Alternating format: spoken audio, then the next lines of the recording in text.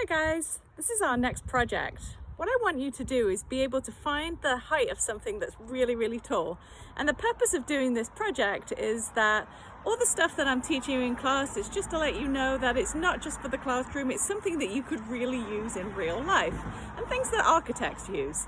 Okay, so let's get started. So you want to start out by printing out the protractor that I gave you, getting a straw, getting a needle and thread, and something heavy to hang against your protractor. Okay, so once I printed out my protractor, I glued it to a piece of cardboard. Yum, tacos. And then I got a reusable straw, save the turtles. And then I sewed a hole right in the middle of my protractor and had something heavy that I could hang on my protractor. And so now we are going to use this to measure the angle of elevation. How cool! Okay, so the next thing you want to do is find the height of something that's really tall. How impossible would it be to get to the top of this tree? But I want to know how tall my tree is. So this is how I'm going to do it. Okay, so the next thing you're going to do is take your protractor, look through your straw, and you are going to look at the top of your tree, and you're going to keep going up until you see the top.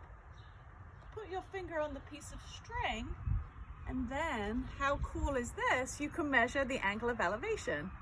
Okay, so the next thing we want to do is stand in the same spot that we looked at our angle of elevation, and we want to measure the distance between ourselves and our object. Of course, you could use a tape measure, but if you don't have one, this is another way that you could do it.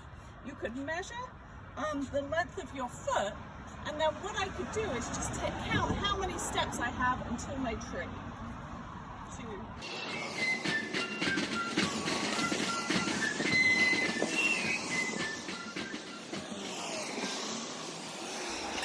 Okay, so now it's time for the calculation. So we are standing on the ground. We are looking up at our object. It could be a tree or a building.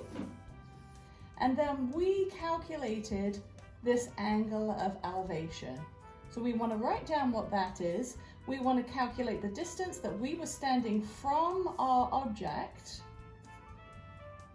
And then that is going to be the same as the distance above it. We need to take into account how far our eye level is from the ground.